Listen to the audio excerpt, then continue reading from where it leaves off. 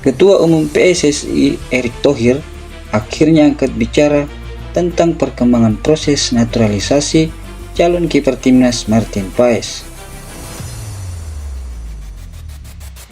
Kiper asal klub FC Dallas itu sejatinya telah memegang status warga negara Indonesia yang didapatkannya setelah menjalani sumpah di Kemenkumham pada 30 April lalu. Namun, Martin Paes belum bisa bermain untuk timnas Indonesia dikarenakan terganjal aturan mengenai perpindahan kewarganegaraan sesuai dengan aturan FIFA, yakni Martin Paes telah bermain bersama timnas Belanda di usia 22 tahun saat itu.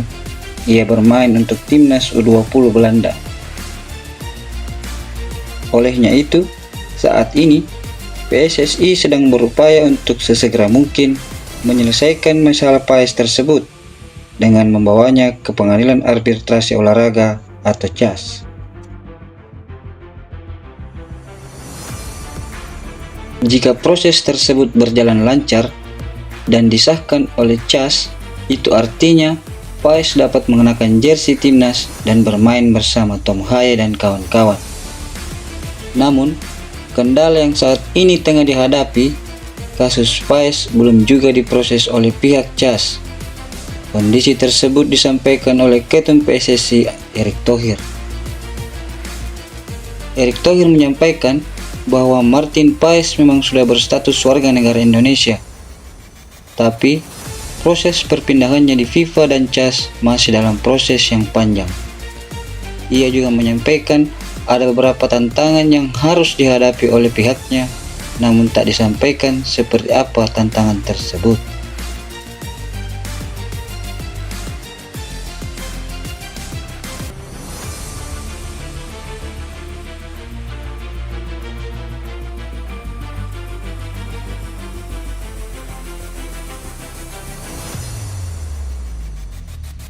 Di sisi lain, posisi Sintayong menjadi bola panas yang saat ini ramai dibicarakan media. Itu karena sesuai yang disampaikan oleh Ketum Erick Thohir bahwa kontrak Sintayong telah dikirimkan dan belum ditandatangani oleh STY. Sementara media-media Korea menyampaikan bahwa Sintayong merupakan salah satu kandidat pelatih timnas Korsel yang saat ini masih kosong.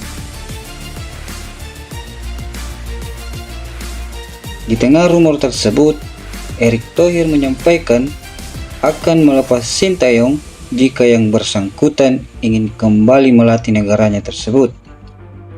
Walaupun sebelumnya PSSI dan pihak Sintayong telah sepakat untuk memperpanjang kerjasama setelah sederet hasil bagus yang dialami timnas Indonesia.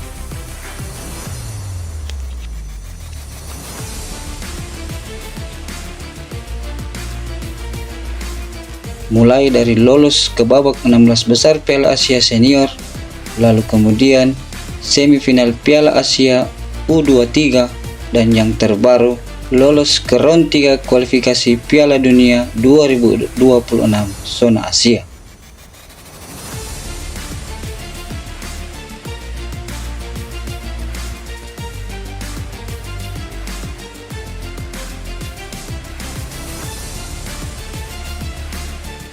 Ragnar Oratmangun dikabarkan sedang menjalani negosiasi dengan salah satu klub Liga 1, yakni Bali United.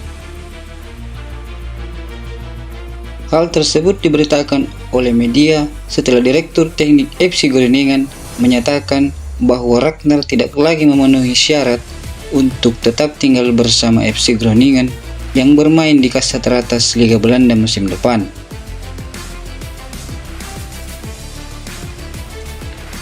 Mendengar kabar tersebut, banyak pecinta timnas Indonesia yang kecewa jika Ragnar benar-benar akan bermain untuk Bali United di musim depan.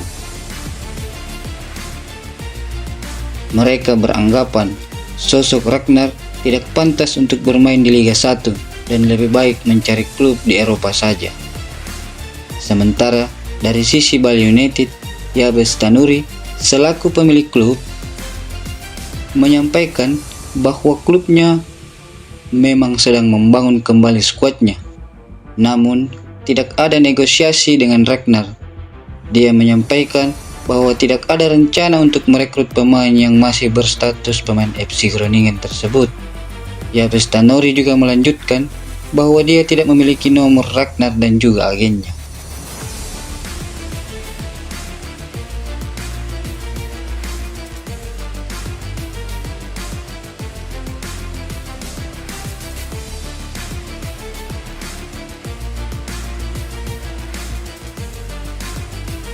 Seperti yang diketahui bahwa timnas Indonesia berhasil lolos ke babak selanjutnya, yakni round ketiga kualifikasi Piala Dunia zona Asia. Namun, di balik kelolosan timnas Indonesia, masih banyak kendala yang harus dihadapi oleh tim pelatih Sintayong. Timnas Indonesia boleh saja lolos ke babak selanjutnya, namun permasalahan lini depan mereka masih saja menghantui skuad kepelatihan timnas Indonesia. Itu terbukti dari apa yang disampaikan oleh Calvin Verdong dalam wawancaranya seusai laga menghadapi Filipina. Calvin Verdong menyatakan bahwa timnas Indonesia bermain baik, namun sayangnya kita tidak menciptakan banyak gol. Walaupun seharusnya kita memiliki banyak peluang yang bisa mengantarkan kita untuk memenangi pertandingan dengan skor 5 atau 4 gol. Berdasarkan komentar dari Calvin Verdong, pihak timnas mesti memikirkan untuk kembali mencari gol getter baru, baik itu pemain keturunan ataukah dari Liga 1. Akhir-akhir ini, satu pemain menjadi perbincangan hangat netizen sepak bola Indonesia, yakni Mauro Zylstra. Striker FC Volendam ini menyampaikan keinginannya untuk memperkuat timnas Indonesia lewat proses naturalisasi. Mauro Zylstra merupakan pemain keturunan Indonesia Belanda. Mauro Zylstra mengatakan bahwa ia telah berada dalam radar PSSI dan pernah dihubungi untuk membela timnas Indonesia. Namun perkembangannya dalam proses naturalisasinya nampaknya belum jelas. Aku pernah ada kontak. Aku masuk list pemain striker yang mereka inginkan. Jadi, aku ada di list mereka dan mereka tertarik, ujar Mauro Zylstra dilansir dari kanal YouTube Yusa Nugraha.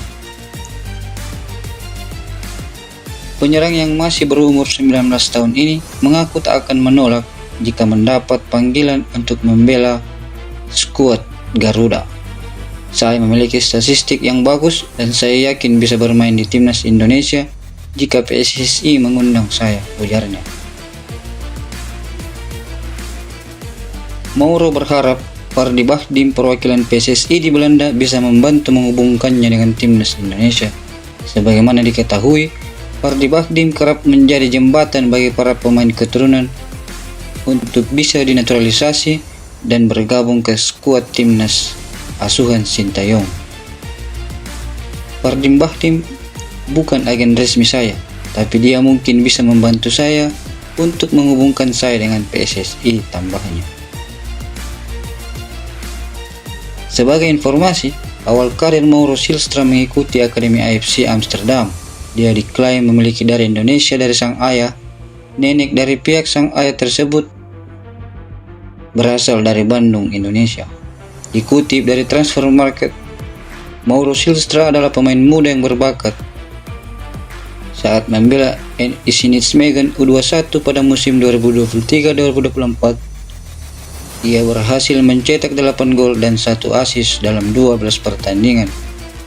Prestasi ini membuat Mauro Zylstra menduduki posisi runner-up dalam daftar pencetak gol terbanyak. Hal ini membuktikan kepiawaiannya menjadi striker ganas. Akan tetapi, Mauro Zylstra memilih untuk tidak melanjutkan karirnya di NEC Nijmegen U21. Pemain tersebut memutuskan untuk pindah ke FC Volendam U21.